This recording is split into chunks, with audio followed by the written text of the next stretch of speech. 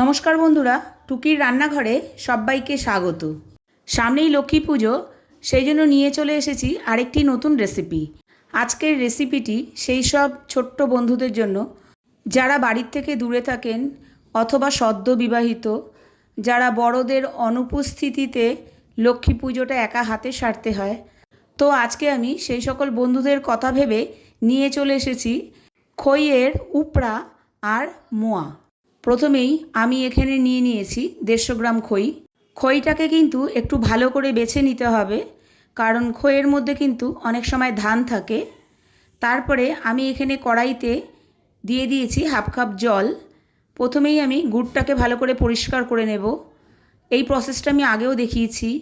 যে সকল বন্ধুরা এই প্রসেসটা আগে দেখেছেন তারা ভিডিওর এই পার্টটুকু স্কিপ করতে পারেন, আর যারা দেখেননি তাদের জন্য আরও একবার আমি দেখিয়ে দিচ্ছি।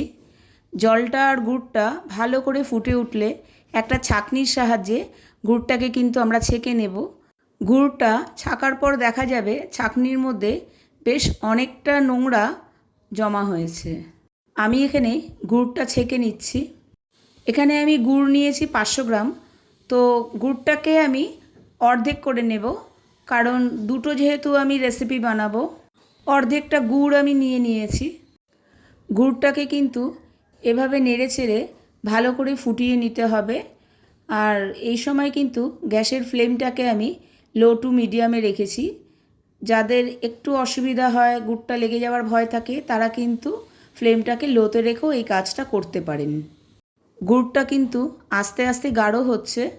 এই সময় কিন্তু থামলে মোটেও চলবে না। ঠিকমতো না নাড়লে কড়াইয়ের নিচে কিন্তু লেগে যেতে পারে।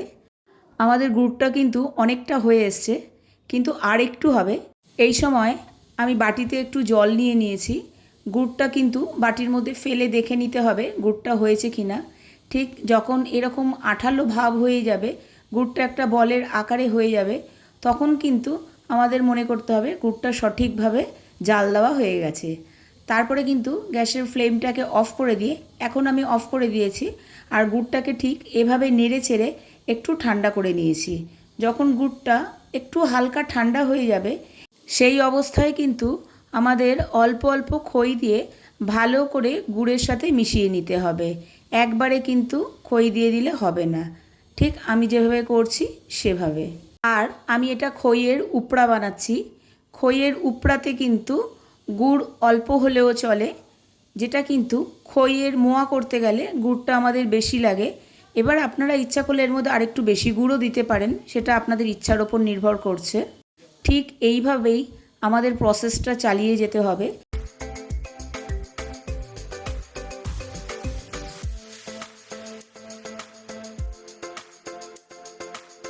দেখুন, এখানে গুড় আর খই কিন্তু সব কিছু একসাথে বেশ ভালোভাবে মিশে গেছে। তৈরি হয়ে গেল আমাদের খইয়ের উপরা।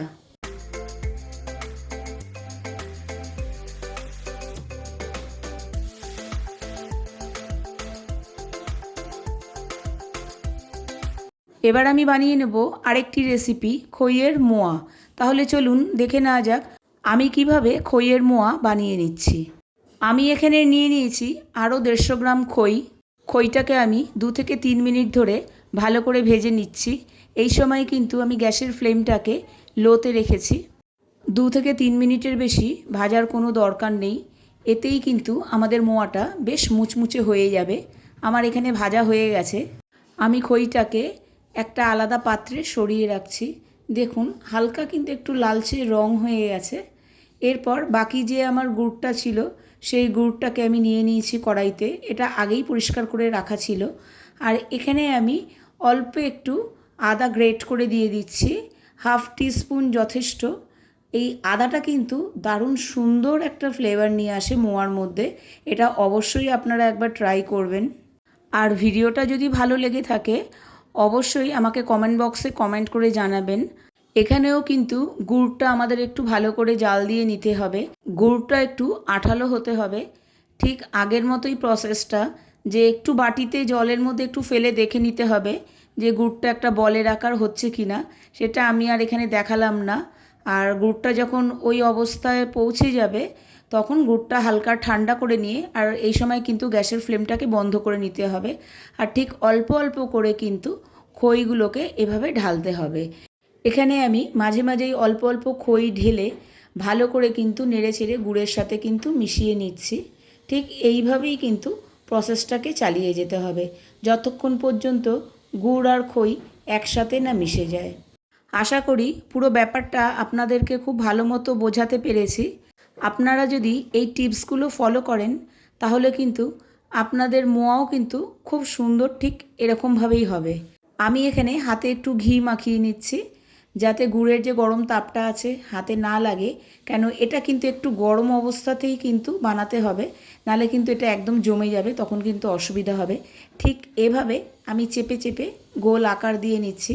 এবার সাইজটা কিন্তু কম বেশি আপনারা আপনাদের পছন্দ অনুযায়ী করে নিতেই পারেন। খইয়ের মোয়াগুলো কিন্তু বেশ মুচমুচে হয়েছে, এর আওয়াজগুলো শুনেই নিশ্চয়ই বুঝতে পারছেন। তো আপনারাও বাড়িতে ট্রাই করবেন। আমার খইয়ের মোয়া কিন্তু একদম রেডি। আমার চ্যানেলের নতুন বন্ধু হয়ে থাকলে অবশ্যই চ্যানেলটিকে সাবস্ক্রাইব করে আমার পাশে থাকার অনুরোধ রইল। নিচে দেওয়া বেল আইকনটি অবশ্যই প্রেস করে দেবেন, তাহলে আমি যখনই কোনো নতুন ভিডিও আপলোড করব সবার আগে পৌঁছে যাবে আপনার কাছে। ভালো থাকবেন, সুস্থ থাকবেন, টাটা।